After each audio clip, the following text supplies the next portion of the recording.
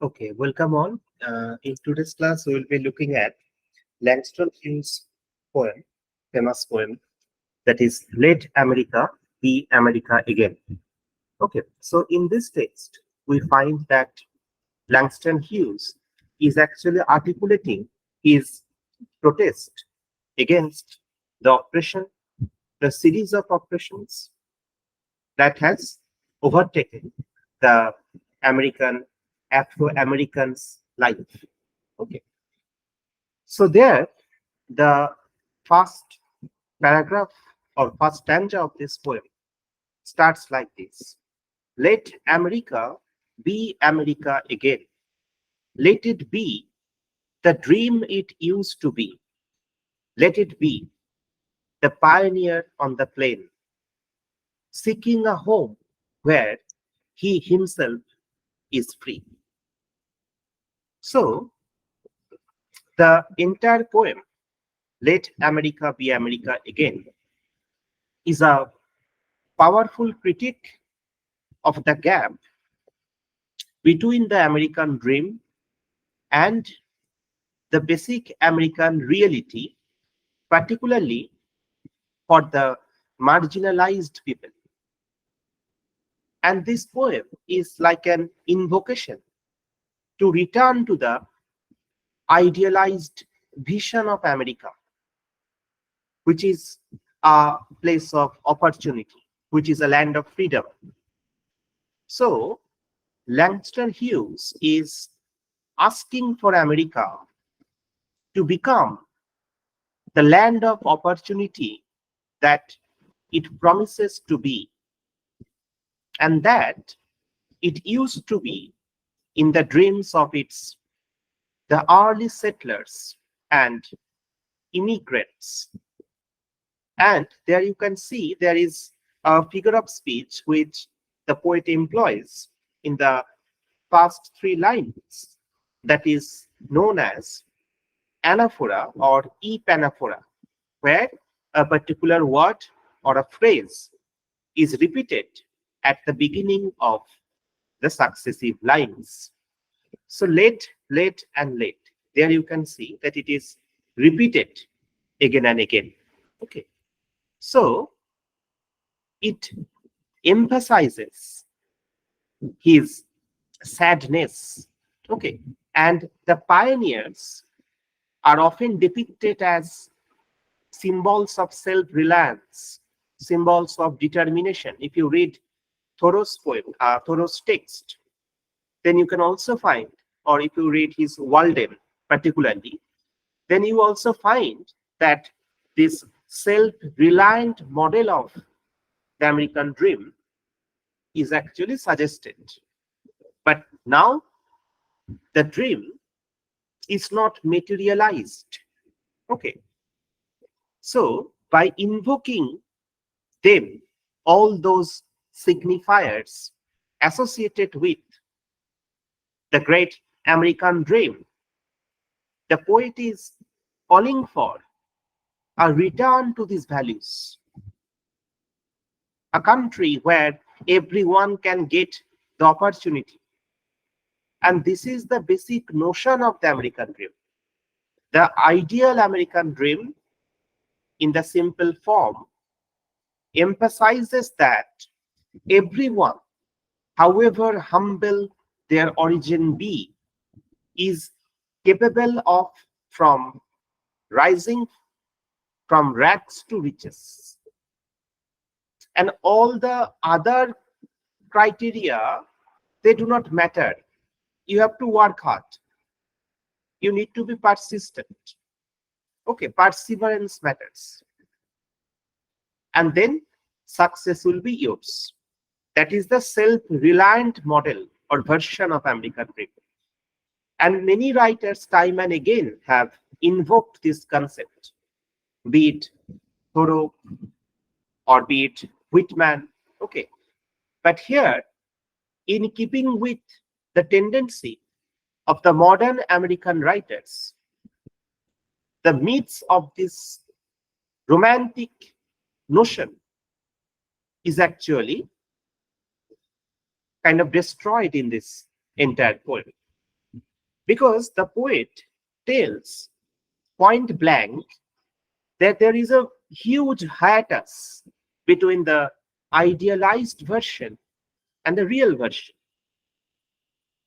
So Langston Hughes, as an Afro-American writer and who is also an hierophant or doyen of the Harlem Renaissance, remember that he is not only articulating a protest or simply calling for a kind of return to the past. He is telling in a clear manner that the past was not a time of freedom for everyone. There were some barriers within the American society, particularly for the Afro American people and for the other marginalized groups. On the other hand, Langston Hughes is calling for the realization of the American dream, which is inaccessible to all. So, not just for the privileged few. This dream has to be made available for all the citizens of America, irrespective of their class. And this is a recurrent theme in Langston Hughes' work, reflecting his own experience and observations of the racial inequality in America. That's why the next line that is within the parenthesis, the parenthetical line, America never was America to me. So remember that Langston Hughes' poem, they are also conspicuous for their technical innovations. So the bracketed line or the line that is in parenthesis is separated from the first stanza, just as the poet himself, as a representative of the Afro-American community, is separated from the mainstream American society. This line within parenthesis reveals the hiatus that America never was America to me. Even there may be many slogans regarding liberty, equality. Many writers have actually said about this, wrote on this. But even from its birth, even from the birth of the nation, the dream is still inaccessible. Okay. So America never was America to me. So that's where this prayer comes. And just like Lear's prayer, which is also a form of protest, I mean King Lear's. Okay. This poem is a prayer at the same time a protest. Okay. He is protesting against an oppressive system. The next few lines: let America be the dream the dreamers dreamed. Let it be that great song land of love, strong land of love, where never kings connive nor tyrants scheme, that any man be crushed by one above. So here the poet goes on cataloging the inequalities that have persisted in the American society.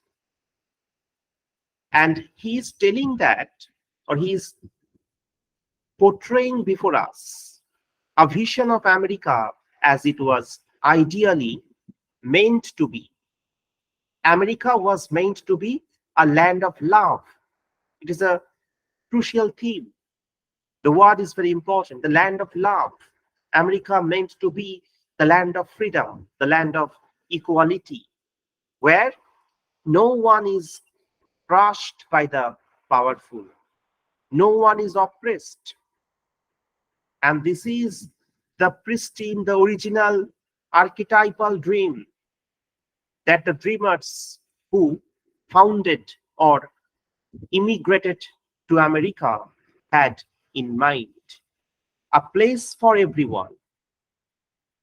But again, the introduction of that parenthetical line, it was never an America to me. That is a stark counterpoint to the idealized vision presented in the previous lines. And the poet is expressing his disillusionment with this notion of the American dream. Okay, so the entire poem can be taken as a kind of scrutiny of the great American dream, and it is a call to action. It is a plea to make America live up to the original promises and become the land of opportunity and equality that the dreamers had actually envisioned. Then comes, oh, let my land be a land where liberty is crowned with no false patriotic wreath, but opportunity is real and life is free. Equality is in the air we breathe. That's never been equality for me, nor freedom in this homeland of the free. Okay, so there you see that this passage is a critical portrayal of the American dream, which encapsulates the central theme. He says that let my land be a land where liberty is crowned with no false patriotic wreath. So he is expressing a desire for a country where the concept of liberty is not distorted, not obscured by the false patriotism. He is criticizing a kind of patriotism that is used to justify inequality, injustice, suggesting that the true patriotism should involve commitment to liberty for all. And here, some critics have also seen as a kind of satiric dig at the Statue of Liberty of America. The Statue of Liberty that is the signifier of its kind of prestige, of its cardinal values. But here, the liberty is crowned with no false patriotic wreath. So he's envisioning an America. He's kind of ideationing. It's a kind of ideation, okay, in theoretical term. So this ideation of America as a land of opportunity without this false patriotism. So that is what he is protesting against. He is trying to make America or convert America from a veritable dystopia into a type of utopian space.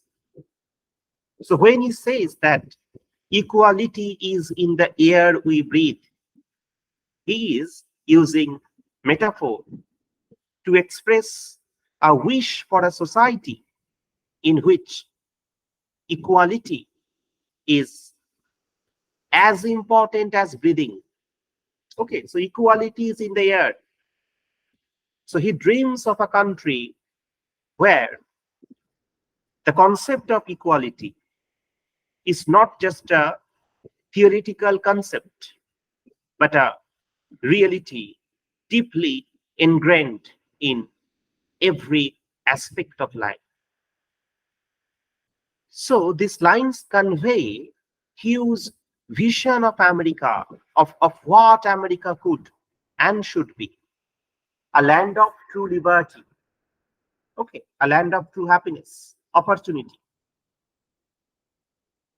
And then he says, within the parenthetical line, that there has never been equality for me, nor freedom in this homeland of the free. So again, his marginalization, his feeling of exclusion from the American dream. And despite the promises of freedom and equality, the poet here feels neither free nor equal in America. Okay, so there is a touch of irony. All these parenthetical lines contain a heavy dose of irony. And then he says, say, who are you that mumbles in the dark? And who are you that draws your veil across the stars? So, these lines, say, who are you that mumbles in the dark, can be interpreted as the speaker addresses those who suppress the truth about inequality, those who suppress the truth about injustice in America. The one who mumbles in the dark, that might represent those who quietly acknowledge these issues but do nothing to address them. The one who draws your veil across the stars can be seen as those who actively hide or deny these problems. And the stars can also be seen as a kind of reference to the stars on the American flag. But the stars of the American flag, they are now eclipsed by the darkness of the night, perhaps, the oppression, injustice. Stars, which is a stand-in for the success. But the stars of the American flag, they are now shrouded by this series of injustices meted out to the native Afro-American people. I am the poor white, fooled and pushed apart. I am the Negro, bearing slavery scars. I am the red man driven from the land. I am the immigrant clutching the hope I seek, and finding only the same old stupid plan of dog eat dog, of mighty crush the weak. So here, the poet gives voice to several marginalized groups in America, using their perspectives to critique the American dream and the harsh realities that have often contradicted it. The first mention, I am the poor white, fooled and pushed apart. It refers to the white working class. They are also exploited under the juggernaut of this system. Okay. Despite the promise of prosperity, equality, there is another side of this story, the seamy side. And this class is at the receiving end, the white working class. They're oppressed. The second instance, the second marginalized group, that is, I am the Negro bearing slavery scars. So that is the experience of the Afro-American experience, marked by the legacy of slavery and the systematic racism that even continued after the abolition of slavery in 1865. Though slavery was officially banned in 1865 after the end of the Civil War from 61 to 65. There were some forms which survived, like the Jim Crow laws, etc. So which actually safeguarded the rights of the whites and pushed the blacks to the peripheral regions. Okay, So I am the Negro bearing the slavery scar. So it is still ongoing. It is not over. The kind of legacy of slavery is something that I am still carrying on my back. I am the red man driven from the land. That is the Aboriginal people, the Native American people, their forced removal, genocide, dispossession that they suffered when the European settlers colonized the lands. It was their own land, but from where they were dispossessed.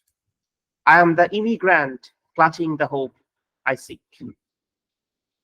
That stands for the many immigrants who came to America with hope for a better life, only to face discrimination, hardship, and often exploitation. So he is cataloging the various groups who are oppressed by this system.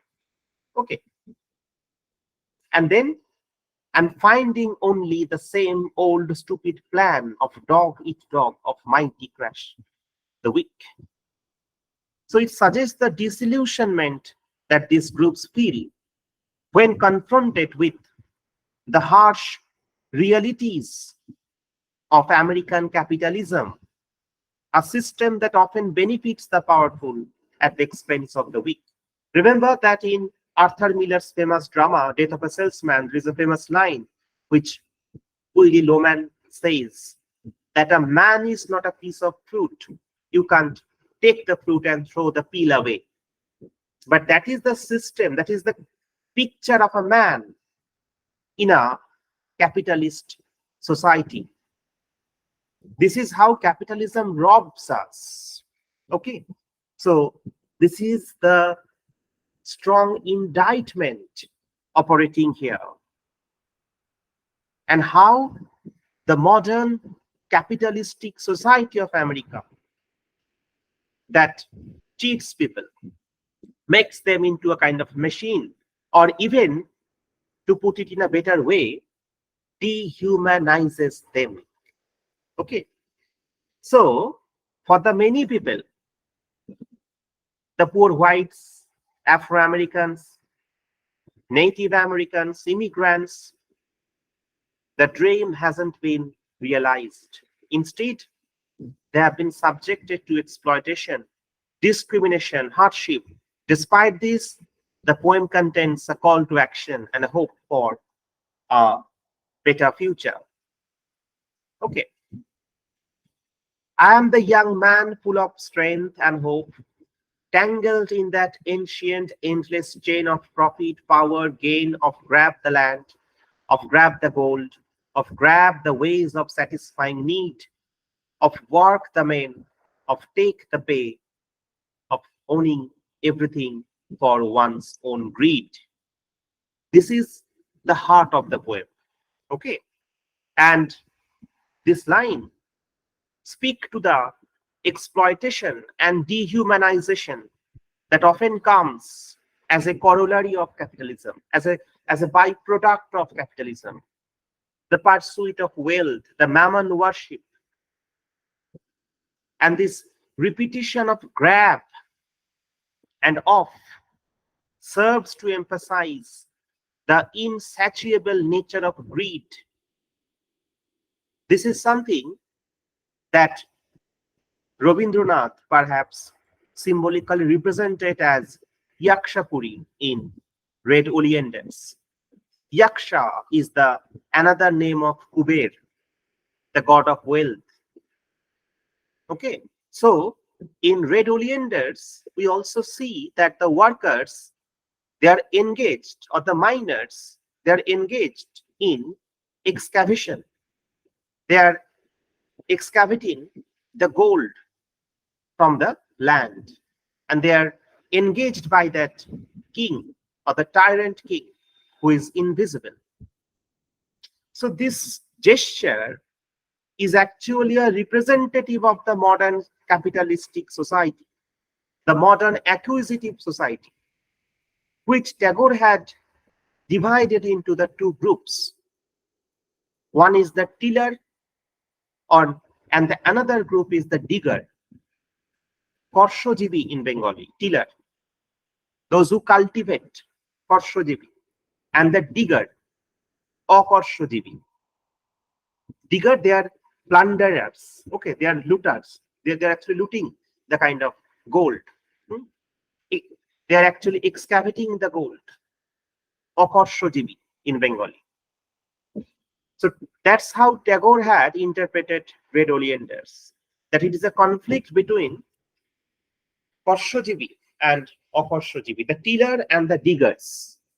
That's why the entire drama ends with the song of Poush that is associated with cultivation.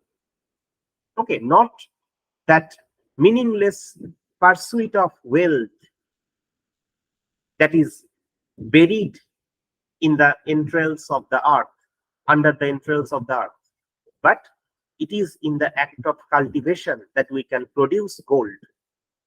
Similarly, so that was how Tagore had symbolically kind of given a panoramic picture of the modern society. Okay, and this is something what Hughes has also graphically described in these lines. Tangled in that ancient, endless chain of profit, powered gain of grab the land. So these are the negative attributes of modern capitalistic society, the profit driven society. That's how the relentless cycle of exploitation moves. Okay. So the poet is a young man full of strength and hope who finds himself entangled in this endless chain. This chain can also be depicted from the Marxist angle in a different way. The shackles of oppression. Man is born free, but everywhere he is in chains. Rousseau. Okay, so the chain represents the historical nature of exploitation, suggesting that it is a cycle that has been repeating itself, gyrating itself for the generations. So American capitalism has continued the earlier tradition of the elite exploiting the labor, the mass, for their own profit. So these are the attributes of modern capitalistic society. And this is what Willie Loman in Miller's Death of a Salesman was a victim of. Okay, so in that text, you have found the two different versions of the American dream. One was the self-reliant version of the American dream, of which Ben was the symbol. Go out, explore, go to Alaska. Okay, grab the land, but that's obviously at the expense of the other man's kind of problem. And there is the modern nature, modern version of the American dream. That means making money, of which Loman is a victim. He thinks money can buy happiness. Okay, this is the grab the gold, of grab the ways of satisfying need, of take the pay, of owning everything for one's own greed. So all the denizens of the wasteland, they're also suffering from this crisis in T.S. Eliot's Wasteland. The same crisis is at work. They are not givers. They are not giving anything to the others. They are owning, they are amassing the wealth for themselves, owning everything for one's own greed. Self-centered people. Okay. So the greedy desires of the people is described here. So in a broader context, these lines underscore Hughes' critique of the American society's treatment of the individuals under the capitalistic system. Despite being full of strength, hope, The young black man is subject to the same forces of exploitation that have dominated American society for centuries. I am the farmer, bondsman to the soil. I am the worker, sold to the machine. I am the Negro, servant to you all. I am the people, humble, hungry, mean, hungry yet today, despite the dream. Beaten yet today, O pioneers. I am the man who never got ahead. The poorest worker battered through the years. So again, a powerful critique of American dream, and Hughes adopts the voice of different marginalized groups in American society. Again, it is a kind of catalog of the different marginalized sections, proletariats. Okay, they are different voices. So it has a type of polyphonic narration. Okay, multiple voices. That is also kind of uniqueness of Hughes poetry. Plurality of voices. The bondsman to the soil, that represents those who are tied to the land, often in the form of the economic servitude. They are bound to work. They're unable to escape or advance their conditions. The worker who is sold to the machine. So that signifies the industrial laborers who, during the time when the poet was writing, were often exploited, working for long hours in harsh conditions. So they are sold, they are almost handcuffed to the machine. Okay. And again, I am reminded of Tagore's Red Oleanders, because the central theme of Red Oleanders was a conflict between the machine civilization and the agrarian society.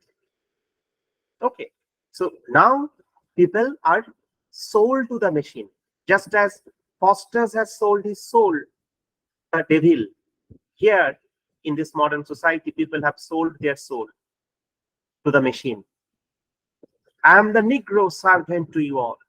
So a direct reference to the racial inequality, systematic racism that they face. I am the people, humble, hungry, mean.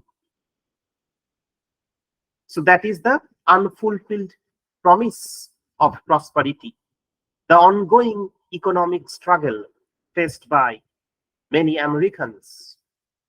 I am the man who never got ahead. That encapsulates the frustration, the disappointment of those who have been unable to achieve the economic stability or upward mobility. Next lines. Yet, I am the one who dreamed our basic dream in the old world while still a serf of kings, who dreamt a dream so strong, so brave, so true, that even yet its mighty daring sings in every brick and stone, in every furrow turned, that's made America the land it has become. Oh, I am the man who sailed those early seas in search of what I meant to be my hope. Okay, so here the persona of the poem identifies himself with the early settlers. I am the one who dreamt our basic dream in the old world.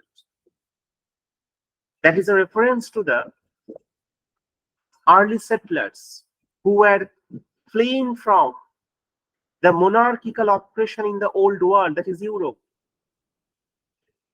And the persona of the speaker identifies himself with the early settlers, expressing the same courage, determination, the vision that drove them to cross the seas in search of a new home.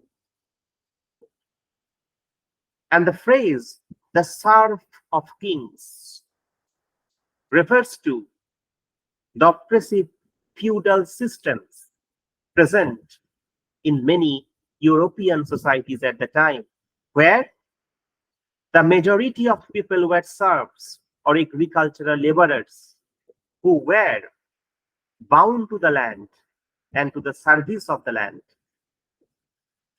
So the dream, so strong, so brave, so true, represents the dream of the freedom, dream of the opportunity that motivated these individuals to embark on a perilous journey to the new world. And its mighty daring sings. That means the spirit of those settlers is still visible, is still palpable in the physical landscape of America, in its buildings, in its cultivated land. And the act of turning a furrow refers to plowing land for agriculture. I was talking about Korshojibi and Akorshojibi, tillers and diggers. So again, here you can see a symbol of agricultural life. That was their first stage when they came to America. When the settlers had to settle there, establish a new society, new life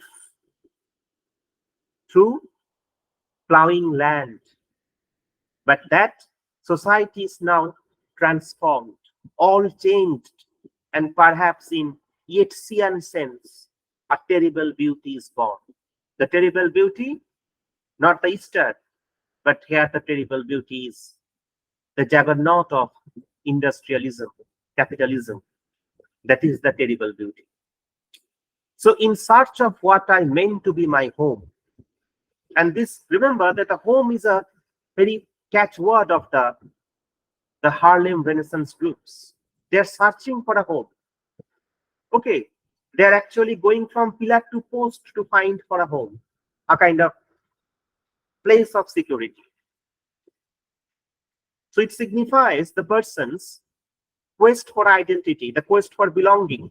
And it suggests that he sees America as a place where he can establish his home, free from the constraints of the old world. This sentiment is common among the immigrants and settlers, who often see their new home as a place of opportunity and self-determination. For I am the one who left dark Ireland's shore, and Poland's plain, and England's grassy lea, and torn from black Africa's strand I came to build a homeland of the free. Then questions, the free? So here the poet makes references to the few countries that constitute the population of the immigrants, indentured laborers, the slaves who came to America before the birth of the United States. But a juxtaposition is made between the experience of immigrants, people from Ireland, people from Poland, people from England, and African slaves. The first group left of their own volition, while the latter was torn from their homeland in Africa. So the poet uses the term Black Africa to call attention to the fact that slaves are singled out and discriminated against on the basis of their race. Torn from Black America's strand I came. So it continues the poem's investment in the Black experience. They share a sort of what Du Bois called a double consciousness. Okay, So the speaker is concerned with the oppression of many different groups, the unique history of the slavery that distinguishes the Black Americans. And it ends with a note of mockery. To build the homeland of the free, then he questions whether it is really free or it is actually not. So it ends with a touch of irony, with a touch of sarcasm. So, how can this land of opportunity be truly egalitarian, can be built on the backs of the slaves? So, he is trying to tear asunder the mask of hypocrisy. And what is needed? A kind of introspection. Introspection is needed. That's why this poem is an introspective one. This is the type of critique that the poet engages in and escalates throughout the course of the poem. Okay, so it is a long poem, so I will stop here. It needs another class actually to tackle the last few stanzas, and then I will take up another text along with this. But today I will stop here up to this stanza of Let America Be Again. Let America Be America Again. And where you can see that unlike the other poems of Langston Hughes, which are actually shorter in comparison, and where he has given some graphical instances of the unrealized dreams, like for example the famous poem that is Harlem, or actually Harlem that is to be deferred, the dream deferred, that other text. Okay, so in the dream deferred we have seen instances galore, that how those dreams are yet to be materialized. They are not fulfilled yet. Or in other poem of Langston Hughes, that is The Negro Speaks of Rivers, there you have seen that the metaphor of river was a central one in that poem. And he has associated himself with this river. Okay, the 5 key rivers which have been instrumental to the birth of the human civilization are graphically described. And he is showing, or actually calling for, a note of a sort of urgency. And this poem too is packed with the note of resilience, the note of courage, as well as the positivity. So I shall stop here. Okay, if you have any question, you can ask. Sir Hmm. Sir ওই টেগোরের